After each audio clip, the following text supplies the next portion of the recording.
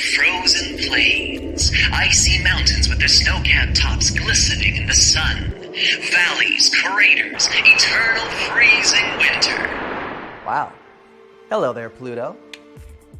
At first sight, it looks like a paradise for adventurers who love skiing, snowboarding, and all the other fun things you can do in snowy winter wonderlands. But the snow there is not like what you can find on the mountains of Earth.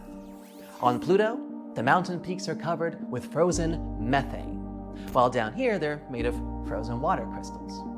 Because of its specific chemical composition, the snow on Pluto is red. The mountains themselves are very different too.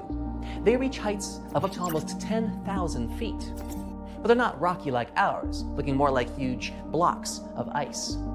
Such a landscape cannot be found anywhere else in our solar system. But you'll need to pack some layers if you want to come visit. The average temperature there ranges from minus 375 to minus 400 degrees. When taking a look at it from a distance, you can see it has some kind of big, heart-shaped thing on its surface, called the Tombaugh Regio. That's actually a vast plain the size of Oklahoma or Texas that's covered in nitrogen ice. Scientists discovered this heart actually makes the winds of the planet blow. Craters are also big here, sometimes more than 160 miles in diameter, and some of them show signs of filling and erosion. Erosion is when land is worn away by natural forces such as wind, water, and ice. It's the same process that formed many interesting things that you can see on the surface of the Earth, like valleys, coastlines, peaks, or mountains.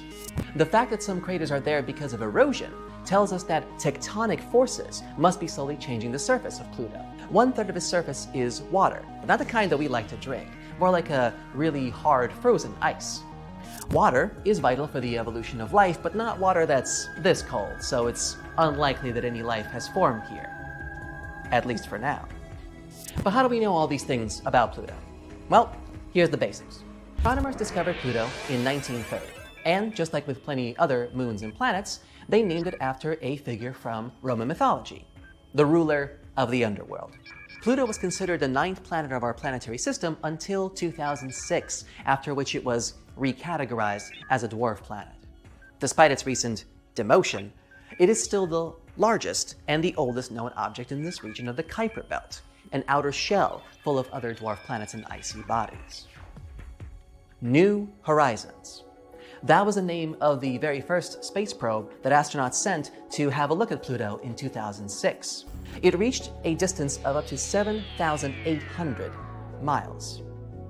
While there, it took some important photographs and collected lots of important information, and discovered some of the mysterious cosmic oddities found on the surface of Pluto. One interesting thing about this former planet is that it sometimes has an atmosphere and sometimes not. It has an oval-shaped orbit, which means, unlike most other planets, it doesn't travel around the sun in almost perfect circles. As a matter of fact, the sun is nowhere near the center of its orbit. When its orbit takes Pluto closer to the sun, the extra heat warms up a kind of thin atmosphere made primarily from nitrogen, an element our Earth also has in its atmosphere. Right after it's created, it gradually escapes Pluto's weak gravity. When the dwarf planet moves away from the sun, the atmosphere freezes and goes back to its solid state, falling back down to the surface of Pluto as nitrogen snowflakes. Pluto's interior is supposedly warmer than its surface. Some believe there's even an ocean deep underground. Despite being the largest known body in the Kuiper Belt, Pluto is still pretty small. It is smaller than the Earth's moon, around half the width of the United States.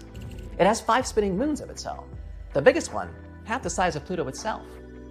Our days last 24 hours, while one day on Pluto lasts 153. Earth needs 365 days to orbit the sun, while a year on Pluto lasts 248 Earth years. So, no birthdays there at all. It sits 3.6 billion miles from the sun, which is 40 times the distance of the Earth stands. If you were standing there, on Pluto, watching the night sky, you'd see the sun as just one small distant star, indistinguishable from the rest. Since Pluto has been demoted, Neptune is now the most distant planet of our solar system. It's also pretty fascinating. It's actually a huge ball of ice and gas. Yes, it's the densest gas giant in our solar system, but you still couldn't stand or walk on its surface. You would simply sink in. But if you could stand, you'd notice that the gravity force is similar to what we have on Earth. Despite its impressive size, though, Neptune is not visible to the naked eye from here. It's the windiest and coldest planet.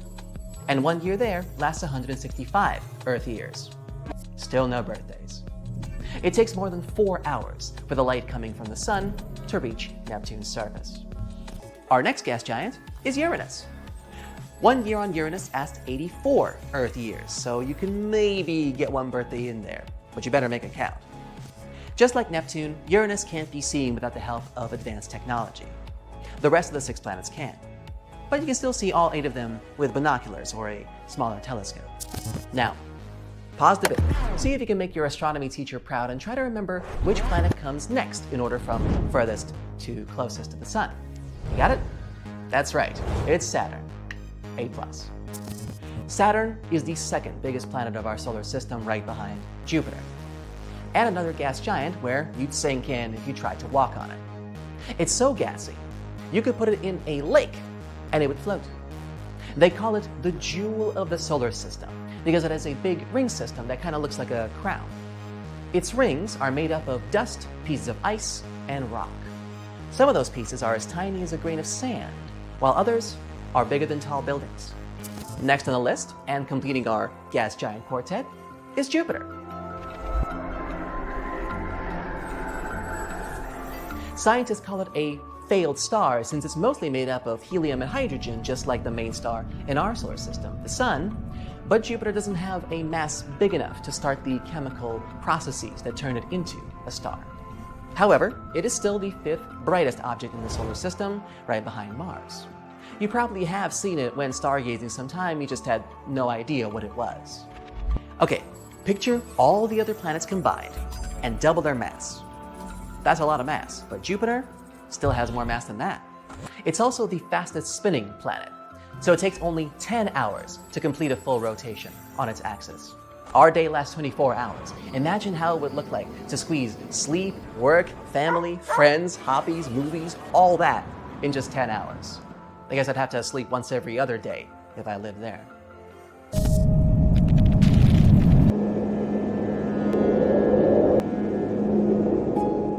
Now, picture this. Magnificent tall mountains, giant dust storms, volcanoes, deep valleys, craters. Mars.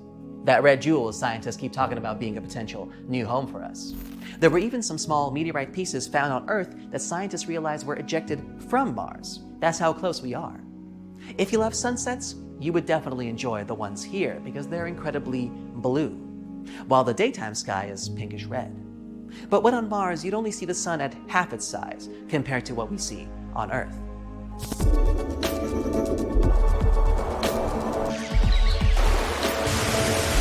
And of course, there's Earth itself. Seas, mountains, valleys, waterfalls, and of course, life. For 4.5 billion years, Earth has been home to so many different kinds of organisms that have lived, died, and lived again. And even though we know so much about our homeland, there's always something new to discover each and every day. The next planet, Venus, is the champion of superlatives. The hottest surface, the closest planet to the Earth, the biggest number of volcanoes, 1,600. If you compare it to other planets to our solar system, the brightest planet, with reflective clouds that make it so shiny you can see it from the surface of Earth. Oh yeah, and the slowest spinning body as well. It takes 243 Earth days for Venus to make just one single turn. You could literally walk faster than the planet's rotational speed. Venus also goes in the opposite direction of Earth, so sunsets there are set in the east, sunrises in the west. And last, but not least, Mercury.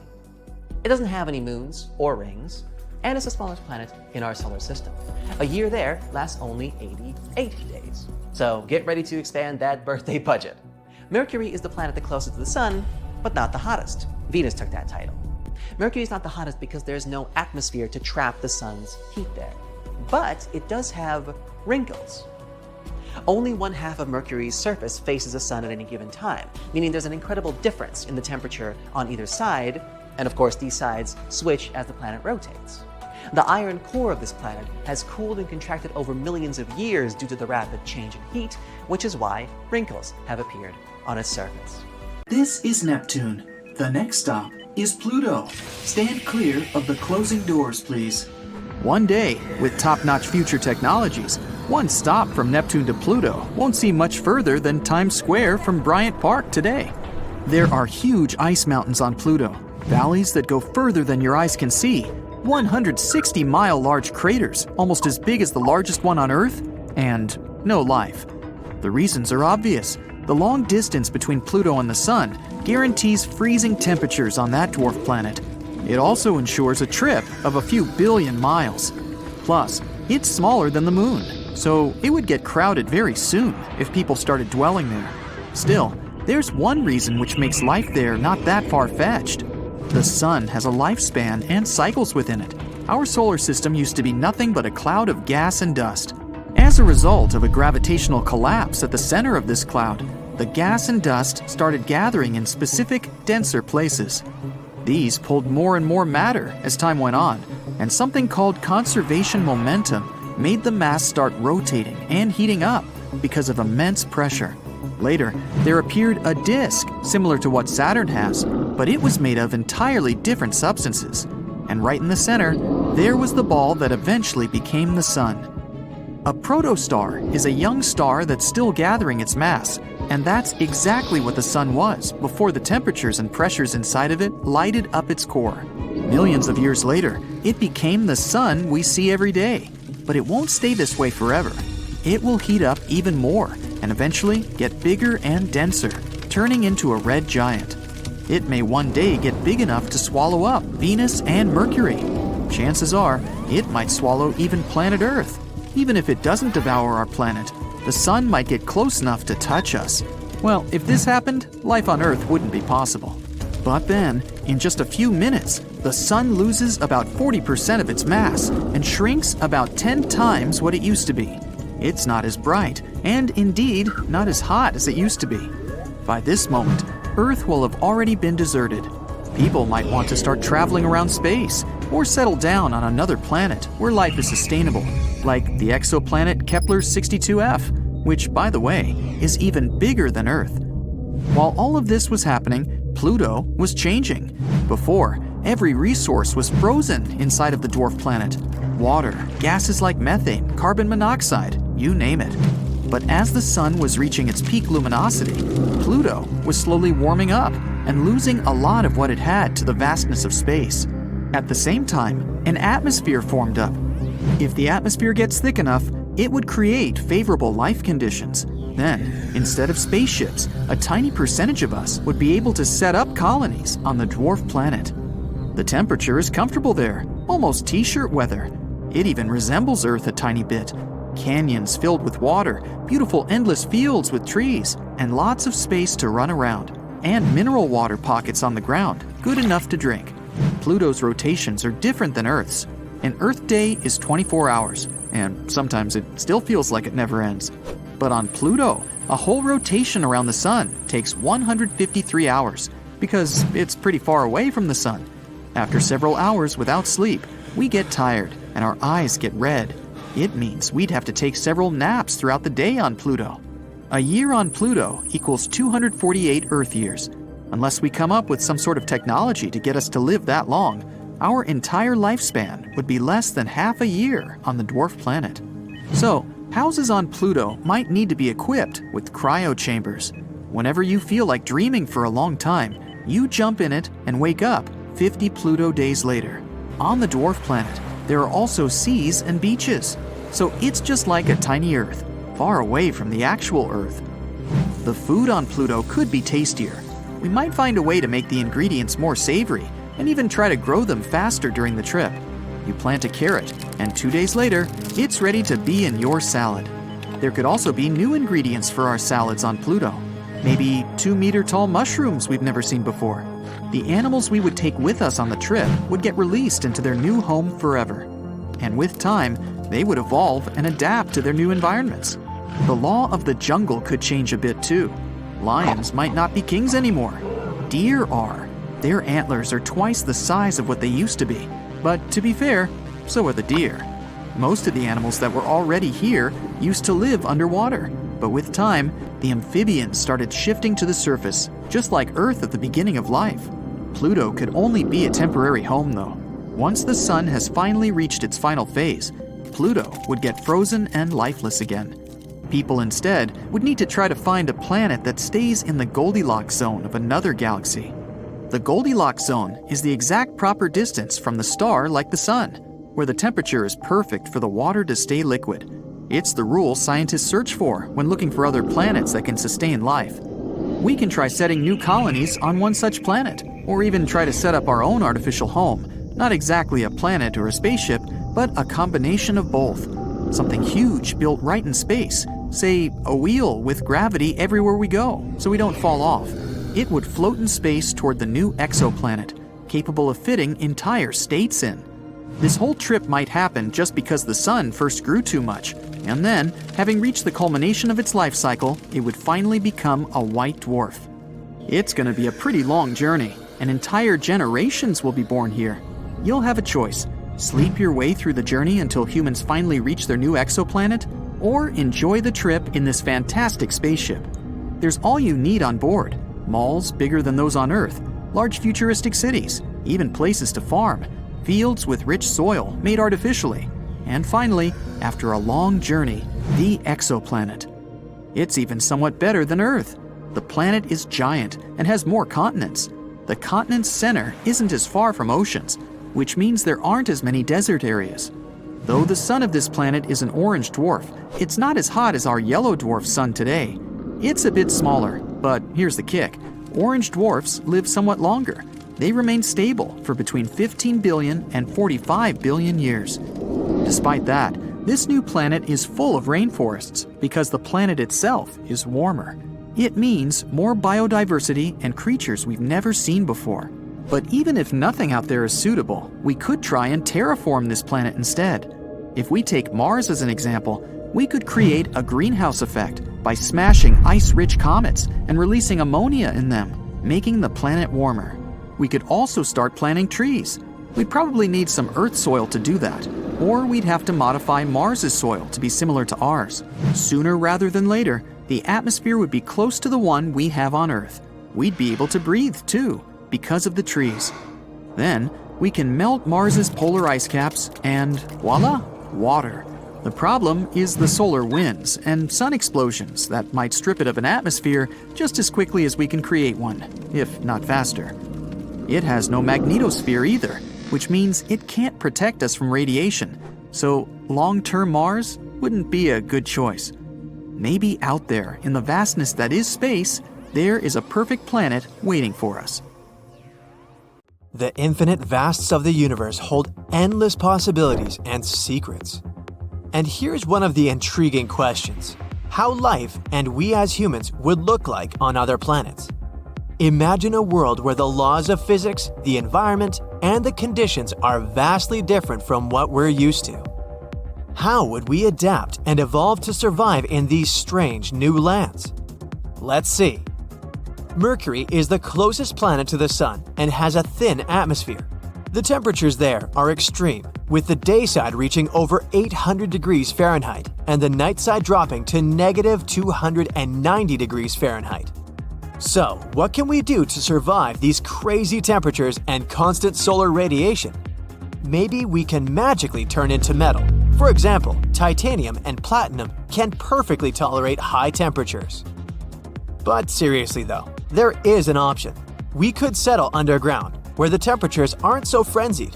If we lived underground, we might evolve with large eyes to better capture light. We might also evolve thicker skin to protect ourselves from the intense radiation. Basically, we have two options: become metal or become moles. Let's move on to Venus.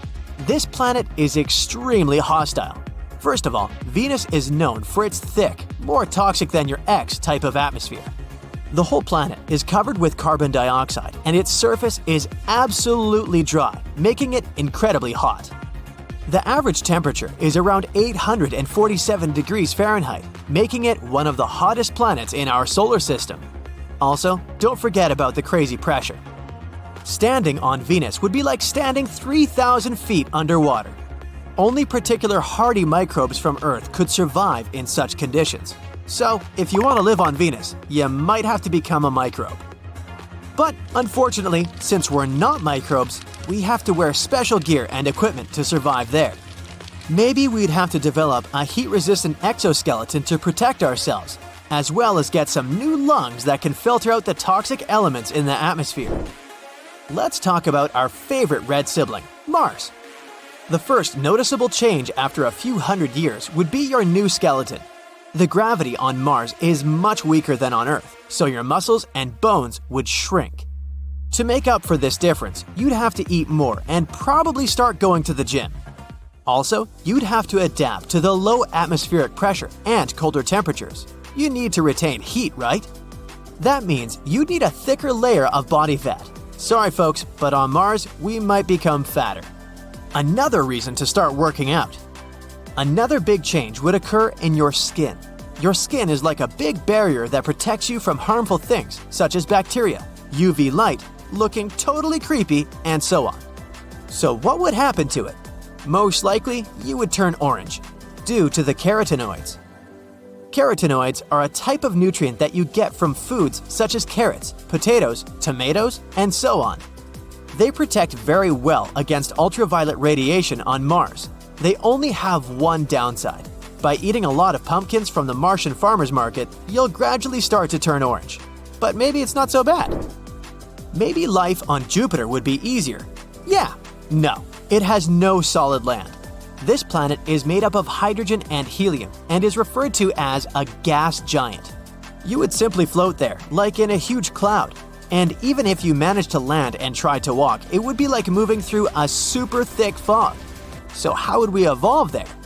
Firstly, we might become much larger in size to withstand the immense pressures. Secondly, the temperature fluctuations on Jupiter are enormous. The surface is terrifyingly cold and the temperature rises significantly under the outer layers of the atmosphere. Thirdly, if you lived on Jupiter, there would be no verbal language. This gas giant absorbs radio waves, so even if you were speaking, no one would hear you. There would be no music either, so no parties. And what's the point then? Hey, maybe we could communicate with sign language, but that's not so simple either. Jupiter is full of wild winds and storm clouds, so it's unlikely you would be able to see anything. So even if we evolved there in some way, our lives would still not be easy. Before landing on Saturn, you would probably want to check out its iconic rings, but you wouldn't be able to do that because Saturn's rings consist of a bunch of ice particles flying in space, so it would be extremely hard to land. So let's go straight to Saturn itself. At first, it may seem that Saturn is not bad for us. Some layers of this gas giant have quite pleasant temperatures. If we dive deeper into Saturn, it gets surprisingly warm, up to 26 degrees Fahrenheit in its second layer. This is an average temperature in countries like Sweden and Canada. But unfortunately, this is only one such layer. The rest of the planet is incredibly cold, so in order to survive on Saturn, we'd have to do a lot of work. In addition to the cold, we'd have to deal with the planet's harsh environment, including its intense storms, strong winds, and radiation. To protect ourselves from these conditions, we'd need to evolve tough skin, again, find some insulation, and so on. Next planet is Uranus. Uranus has a very different environment from Earth, with much colder temperatures, a lack of a solid surface, and a much different atmosphere. It's like another Jupiter, but with blue vibes. It's not that bad though. There's even water on Uranus. The only problem is, the planet is full of ammonia, that nasty stuff we use for cleaning, so don't be surprised if you feel the gross smell. Also, it's incredibly cold out there, almost like a never-ending winter. So what would it be like to survive in such a dark and harsh environment? We'd need thicker skin, again, to cope with extreme temperatures. And again, we'd need larger eyes to see better in all this darkness. We might even have to develop a new hearing system, like that of dolphins. Wouldn't that be fun? Let's move on to Neptune. If human beings were to evolve on Neptune, they would need to adapt to its harsh conditions. Neptune, the 8th and farthest planet from our Sun, is another gas giant. The only difference is this planet may have a solid core. If we were to live on Neptune, we'd need to float or swim in its methane-rich atmosphere. We'd also need to develop gills or something like that in order to breathe. Basically, we'd turn into space reptiles or cosmic fishes. The gravity on Neptune is slightly stronger than Earth's, but strong winds make it difficult to stand in one place. To withstand the wind, we need to be much heavier. Once again, you need to eat a lot and pump up some muscles. Yeah, technically it's not a planet, but we still love it and can't forget it. A small, distant, and incredibly cold world. Pluto's even smaller than our moon, and because of that, there's almost no gravity there. It will be extremely difficult to stand on it. To avoid accidentally flying into outer space while playing football, we need to create a fake gravity machine. And if we don't want to feel dizzy, we need to evolve a brand new nervous system. But Pluto isn't all that bad. For example, there's liquid water under the surface, and even some icy mountains. Maybe it would be possible to survive there if we had some serious equipment, clothes, supplies, and… nah, too much hassle. Anyway, from the scorching heat of Mercury to the freezing temperatures of Neptune, each planet has a unique set of environmental challenges and opportunities for evolution. While we may never truly know what humans would look like on these other worlds, it's exciting to consider the endless possibilities. Never stop looking at the stars and asking these questions.